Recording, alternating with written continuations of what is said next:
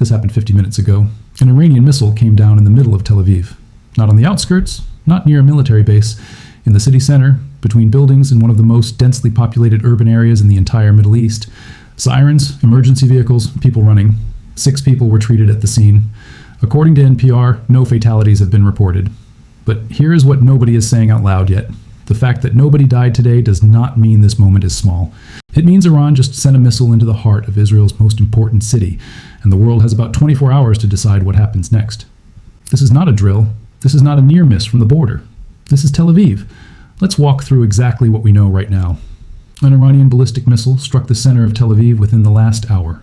The missile landed between 2 buildings in the city's urban core. Think about that for a second. Between buildings. In a city where apartment blocks, offices, and streets are packed tightly together, a missile found a gap. That is either extraordinary luck or something else entirely. Emergency services responded immediately. 6 people were treated at the scene, according to NPR's reporting. The injuries described are shock and minor physical trauma. No deaths have been confirmed at this stage. Israeli air raid sirens had been sounding across the country before impact. Residents were directed to shelters. That is now a routine part of life in Israel, but routine does not mean normal. No city should have to treat missile sirens as routine. The missile appears to have penetrated or bypassed Israel's air defense systems. Israel operates some of the most sophisticated missile defense technology on the planet. Iron Dome, Arrow, David's Sling. Each layer is designed to intercept different categories of threats. And yet, this missile landed in Tel Aviv's city center. That detail alone is what has military analysts around the world paying very close attention right now. But here's where things get interesting. Iran has fired missiles at Israel before. Large barrages, carefully announced, with enough warning that most were intercepted or caused minimal damage. There has been a certain choreography to it, escalation that looked dramatic, but was calibrated to avoid mass casualties. So why did this one land in Tel Aviv's center? Was this a deliberate targeting of civilian urban infrastructure? Was it a malfunction, a missile that was supposed to be intercepted but wasn't? Or is Iran deliberately changing its approach, moving from mass salvos to precision strikes designed to get through? Because if the answer is the last one, the entire calculus of this conflict just shifted. To understand why a single missile in Tel Aviv carries this much weight, you have to understand what Tel Aviv represents. This is not just Israel's second city. Tel Aviv is the economic engine of the country, the financial district, the tech sector, the international airport, the diplomatic quarter. All of it is concentrated in and around this coastal metropolitan area. Hitting Tel Aviv is not the same as hitting a border town. It is hitting the symbolic and economic core of the state. Iran and Israel have been engaged in direct military exchanges that would have been unthinkable just a few years ago. What began as a shadow conflict, covert operations, proxy warfare, cyber attacks, broke into the open with direct strikes and counterstrikes. Iran launched large-scale drone and missile attacks. Israel struck inside Iranian territory. The supreme leader was killed. Iran's military posture shifted from deterrence to active retaliation. Through all of that, Tel Aviv's city center had not been directly struck. The psychological barrier of hitting that specific target had held until 50 minutes ago. That barrier is now gone. Now, if you look closely at the timing of this strike, something important emerges. This did not happen in a vacuum. In recent days, Israeli operations have intensified significantly.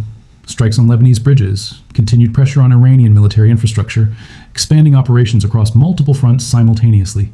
Iran has been absorbing hit after hit. The real reason behind this particular strike may not be purely military, it may be psychological. Iran does not need to flatten Tel Aviv to make a point. It needs to prove that Tel Aviv is reachable, that no city, no matter how well defended, no matter how many layers of missile defense surround it, is completely safe. One missile landing between buildings in the city center does that job more effectively than 100 missiles landing in open desert. This is a message. And the message is, we can touch you anywhere. There is also something worth considering about the timing within Israel's domestic politics. Israel's government is under enormous pressure from the public, from families of hostages, from military commanders, from international partners. A missile in Tel Aviv's center, even one with no fatalities, adds to that pressure in ways that are difficult to quantify but very real. Iran understands Israeli politics. This strike was not random. Here is how the last hour appears to have unfolded. Iranian forces launched a ballistic missile targeting Israeli territory. Air raid sirens activated across Israel, sending residents into shelters and protected spaces. Israel's multi-layered air defense system, which has successfully intercepted hundreds of projectiles in recent months, did not stop this one. The missile came down in Tel Aviv's city center, landing in the space between residential or commercial buildings. The precision of the landing point, in a gap rather than directly into a structure, is what kept the casualty count low. Had it struck a building directly, the outcome would have been catastrophically different. Emergency services arrived within minutes.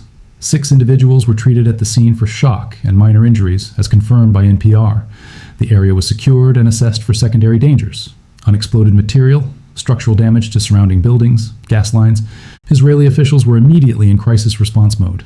Military command would have begun the process of assessing the missile's origin, trajectory, type, and how it evaded interception. That assessment is happening right now, behind closed doors, with significant urgency. The world watched. And Iran knew the world was watching. The immediate human impact of this strike is, and this must be acknowledged, relatively contained. 6 people were treated, no deaths. That is fortunate, given where that missile landed. But the strategic and psychological impact is anything but contained. For Israel, a missile in Tel Aviv's city center demands a response. Not responding, or appearing not to respond, carries its own cost in terms of deterrence, domestic morale, and the message it sends to every other actor in the region, watching how Israel reacts when its most important city is hit. For Iran, this strike demonstrates something it has been trying to prove for months: that despite everything Israel and its allies have done to degrade Iranian military capability, Iran still has the reach and the precision to put a missile exactly where it chooses. For the United States, this strike lands at an extraordinarily complicated moment. Washington has been attempting to thread an impossible needle, supporting Israel's right to defend itself while preventing the conflict from becoming a full regional war that pulls in American forces. A missile in Tel Aviv makes that needle much harder to thread. For the broader Middle East, every government is now recalculating. Jordan, Saudi Arabia, the UAE, nations that have worked carefully to stay out of the direct line of fire, are watching to see whether this moment triggers a response that reshapes the entire region. And for the millions of ordinary people living in Israeli cities and Lebanese villages, in Iranian neighborhoods, this is not geopolitics. This is the sound of sirens and the very real question of whether today is the day everything gets worse. The next 24 to 48 hours are going to be critical. Israel will almost certainly respond. The form that response takes, whether it is a targeted strike on the launch site, a broader escalation against Iranian military infrastructure, or something larger, will define where this conflict goes next. A restrained response buys time but signals tolerance. A major response risks a serious escalation that neither side may be able to control. Iran will be watching that response very carefully. If Israel holds back, Tehran will read that as confirmation that precision city center strikes carry an acceptable cost. If Israel escalates sharply, Iran will face its own decision about how far it is willing to push. The United States will be on the phone, with Israeli leadership, with regional partners, with anyone who has influence over the next move. Whether those calls achieve anything in the next few hours is the question that keeps people in Washington awake tonight. There is also the question of air defense. How did this missile get through? Israel and its American partners will be working urgently to understand the answer. Because if there is a gap in the interception system, a frequency, an altitude, a speed profile that the current defenses cannot handle, that gap needs to be closed before Iran sends another one. And if Iran has already sent another one, that answer may come before this video even finishes uploading. 50 minutes ago, a missile landed between buildings in the center of Tel Aviv. 6 people were treated, nobody died. And by the cold arithmetic of modern warfare, that makes this a relatively minor incident. But here is what that arithmetic misses. Every war that became catastrophic started with moments that looked manageable. Every escalation that spiraled beyond control began with a single strike that someone, somewhere, decided to answer. Iran just proved it can reach Tel Aviv's city center. Israel now has to decide what that proof costs, and the rest of the world is holding its breath, hoping that the people making those decisions understand exactly how thin the line is between a missile that landed between buildings and the one that doesn't.